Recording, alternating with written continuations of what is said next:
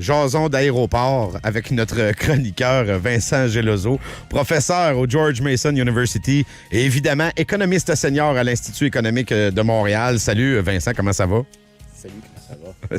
Oh, attends un petit peu, le son était un peu bas. Ça va. On va faire un tour. Ça fait un certain temps, Vincent, que tu nous avais envoyé.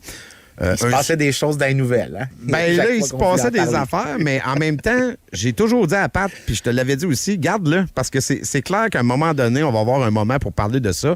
Et là, comme je te disais pendant la pause, ce qui a provoqué quand même un peu de rire, c'est ici, il y a une panique présentement.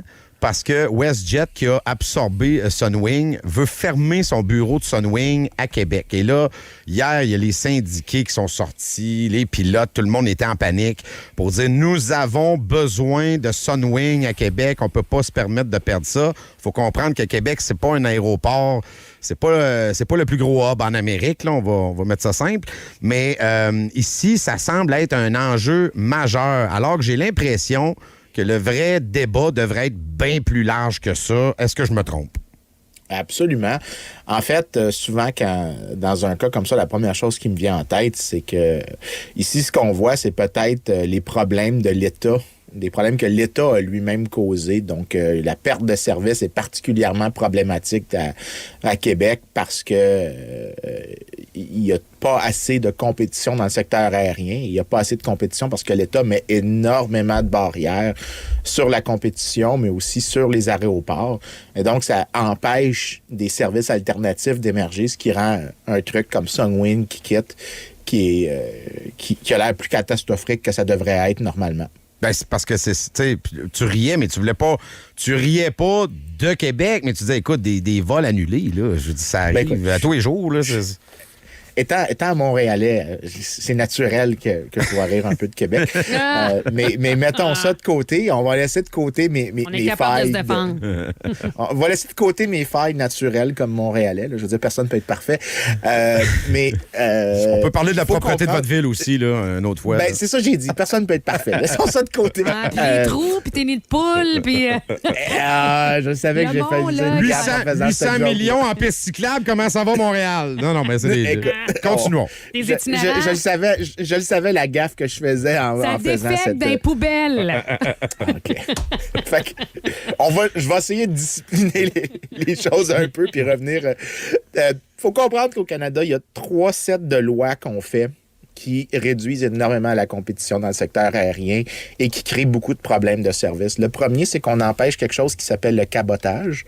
Le cabotage, c'est qu'une compagnie étrangère pourrait, par exemple, disons Air France, pourrait partir de Montréal, s'arrêter à Québec et ensuite partir vers Paris. Comme ça, elle collecte quelques personnes au passage. Ouais. Mais c'est interdit à toute compagnie qui n'est pas possédée par des Canadiens. Donc, ils ont un certain ownership, un certain taux de propriété qui est par des Canadiens. Donc là, ce que tu fais, c'est que tu es en train de créer un marché qui est pas mal limité à un petit nombre de producteurs pour tout ce qui est vol domestique et tout ce qui est transit domestique. Donc, tu crées un paquet de problèmes de ce sens-là. Mais ma question, Vincent, là, avant que tu passes au deuxième, là, pourquoi on a fait ça? T'sais, c'était pour protéger qui à l'origine? C'était quoi? De où ça sort et pourquoi ça existe encore? Bien, des restrictions de cabotage, ça existe depuis très, très longtemps. Ça remonte même au secteur maritime. Les premières lois sur le cabotage, tu vas les retrouver dans des trucs qui s'appellent les rôles d'Oléron, qui sont des lois maritimes du 13e siècle. Wow. Ça fait longtemps que ça existe, ces règles-là, et c'est tout le temps des justifications de défense nationale. Par contre, quand tu creuses un peu derrière, il y a toujours un groupe d'intérêts qui bénéficie de ça parce que tu réduis la concurrence pour les services domestiques. Donc, ici, par exemple, dans le secteur aérien, Air Canada est à toute fin pratique protégé d'un certain degré de concurrence via les restrictions sur le cabotage. Donc,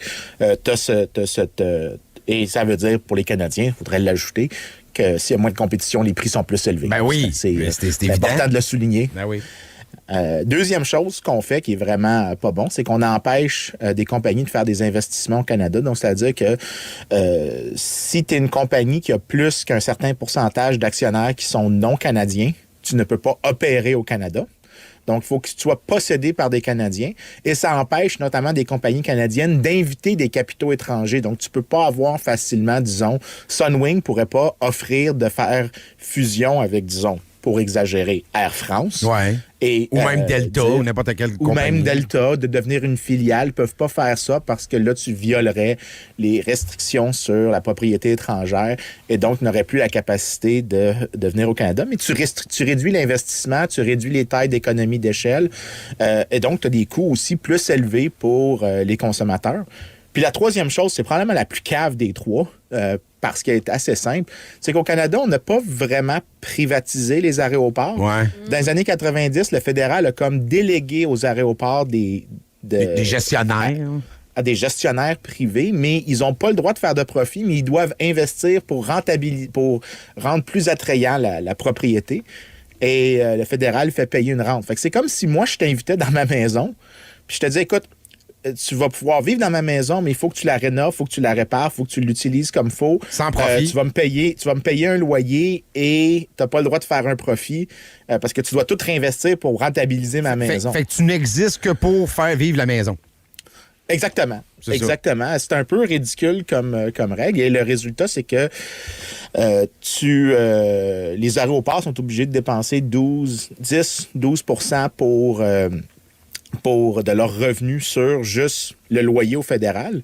Mais en plus, ils font passer aux consommateurs et tu as ce qu'on appelle les Airport Improvement Fees, qui sont très élevés au Canada, qui augmentent le coût d'atterrir un avion point barre. Donc, les coûts d'opération sont beaucoup plus élevés.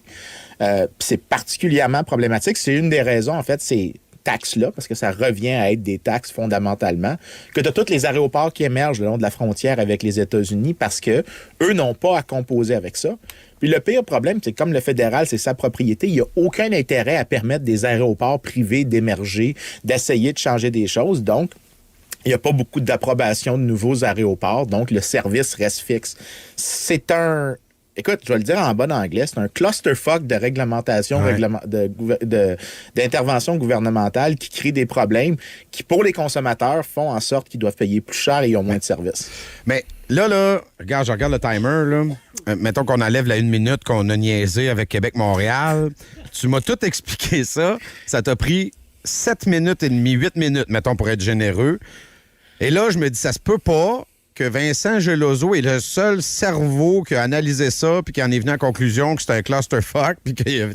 Donc, il y a quelqu'un quelque part qui gagne avec ça. Là. Je veux dire, c'est qui est-ce qu'on protège? Parce que si demain matin, on enlève les droits de cabotage, on enlève les restrictions sur les compagnies étrangères et qu'on libéralise, donc on privatise les aéroports, ce que tu me dis, Air France pourrait faire du Québec-Montréal, Delta pourrait se mettre à faire des liaisons Calgary-Montréal, on pourrait avoir des compagnies qui veulent faire du profit, donc qui réinvestissent, qui coupent les dépenses, tu sais, on tomberait dans un monde, comme on dit, de compétition.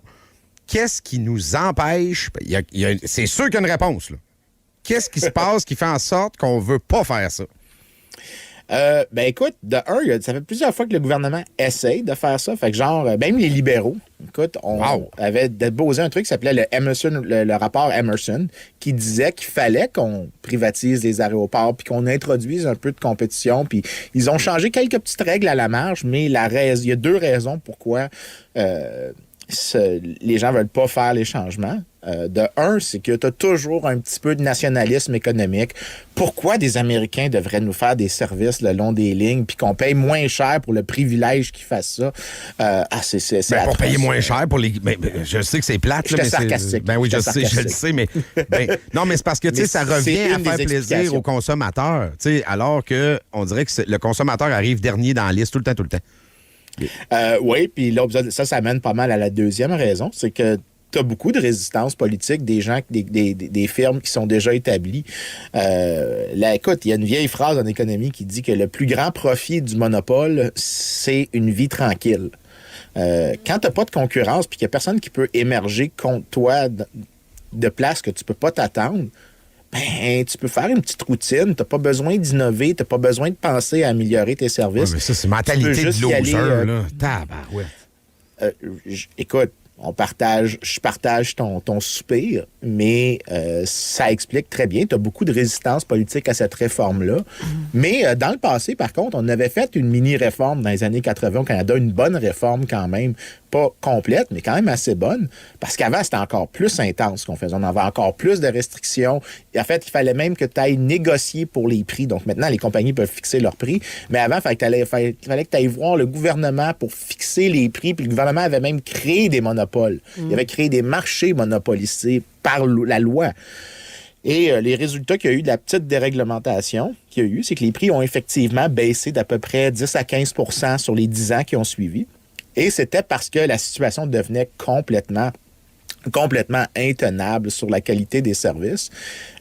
Et c'était des répétitions un peu de ce que tu déclarais au début avec l'aéroport de Québec. Éventuellement, les gens voient les coûts de la réglementation et ça peut créer un point culminant où là, l'intérêt des consommateurs devient politiquement plus viable à servir. Et là, un politicien guidoune, parce que tous les politiciens sont, va vouloir embarquer là-dedans. Je pense que... Tu m'ouvres la porte pour le politicien guidoune, Vincent. OK? Est-ce que le politicien guidoune est toujours capable de se guidouniser? Parce que je te fais un petit lien. Là. J'écoutais à un moment donné un podcast de Max Bernier dans le temps qu'il était ministre. Puis il disait que c'est bien compliqué, difficile de travailler avec des fonctionnaires qui sont là depuis toujours, des hauts fonctionnaires. Puis je me dis, ben ces hauts fonctionnaires-là, eux autres, là, ils veulent pas justement sortir de leur zone de confort. Ça a toujours fonctionné de même. Je m'en vais à retraite dans pas long. Je veux que ça continue d'aller de même. Est-ce que nos politiciens, même à partir d'aujourd'hui, là, ont décidé de faire des changements parce qu'ils veulent se guidouniser? Est-ce qu'ils sont encore capables? Des fois, je me demande si le haut fonctionnaire n'a pas plus de pouvoir que le politicien. Écoute, c'est sûr que là, tu m'amènes dans la question d'à quel point le service public peut participer aux réformes. Puis je suis pas aussi pessimiste que ça. Parce que ça arrive des fois, effectivement, qu'il y a de la résistance interne. Puis ça fait partie de ce qu'on appelle la théorie des choix publics en économie, que n'importe qui a des intérêts propres, ils vont essayer de maximiser. Puis ça inclut les bureaucrates, ça inclut les fonctionnaires. Mais ça ne veut pas dire non plus que tous les fonctionnaires sont un groupe monolithique qui pense exactement comme l'intérêt du groupe en général. En fait, il y en a même qui nous écoutent. Oui. Ben, même dans les années 90, on avait parlé la semaine passée de ce que les libéraux avaient fait. Il y avait plusieurs fonctionnaires qui poussaient avec Paul Martin pour justement dire, là, l'équilibre budgétaire, il faut qu'on le fasse. Il ne faut pas qu'on le fasse avec des hausses de taxes. Puis la raison, c'est que souvent, en fait, puis je le réitère, dans les gouvernements, il y a des plans pour tout. Ils ont des plans pour tout. Ils sont peut-être pas très bons comme plans, mais il y a des plans pour pas mal tout. Et je sais qu'il y en a sur la libéralisation il y a des notes de briefing sur comment tu pourrais libéraliser, comment tu pourrais ouvrir, ça serait quoi les procédures, ça serait quoi le type de règlement qu'il faudrait que tu changes. Il y a des gens qui veulent le faire. Mais généralement, en fait, plus souvent qu'autrement, la résistance vient plus du fait que le politicien n'a pas vraiment envie de pousser. Puis c'est parce que c'est pas particulièrement intéressant, puis des fois tu vas avoir du blâme complètement donné aux fonctionnaires. Ça veut pas dire, encore une fois, je réitère que ça veut pas dire qu'il n'y a pas une résistance interne des fois, mais la réalité c'est que c'est souvent un manque de désir politique plus qu'autre chose. De paresse même? Non, c'est parce qu'à un moment donné, t'es politicien. Il faut mais tu sais que ça pourrait être bien de le faire, mais tu sais que regarde, le temps de l'expliquer, puis que les gens embarquent, ça donne rien. On va frapper sur un clou plus safe. Tu sais, on va aller... tu peux le voir comme ça, mais je vais le reformuler un peu différemment. C'est qu'à un moment donné, les bénéfices d'une réforme, comme disons la libéralisation aérienne, sont divisés sur 35, 36, 37 millions de Canadiens. Et ils vont peut-être pas le remarquer immédiatement, donc ça va peut-être prendre 5, 6 ans avant que les résultats complets apparaissent. C'est pas assez payant politiquement. Puis disons qu'en moyenne par année, vous dépensez 100 $ de moins pour des billets d'avion. C'est très peu probable que vous soyez complètement conscient que c'est ce politicien-là qu'il faut récompenser pour le 100 $ de plus de revenus réels que vous avez. Donc, l'électeur va peut-être pas récompenser le politicien, Par contre, les groupes d'intérêt, les travailleurs d'Air Canada, disons, parce que si tu ouvres la concurrence, Air Canada pourrait avoir à changer ses activités. Et là, le syndicat d'Air Canada pourrait être dans la rue. Là, le politicien se retrouve à payer des coûts très, très tangibles pour lui, très visibles, des coûts médiatiques aussi, donc il est résistant. La solution, c'est qu'il faut que tu boostes les bénéfices pour le politicien de faire les bonnes choses. C'est pour ça que la phrase que je dis tout le temps, c'est que au Québec, on a une sorte de manie un peu schizophrénique de vouloir tout mettre nos espoirs dans l'idée d'avoir des bons politiciens qui font les bonnes choses.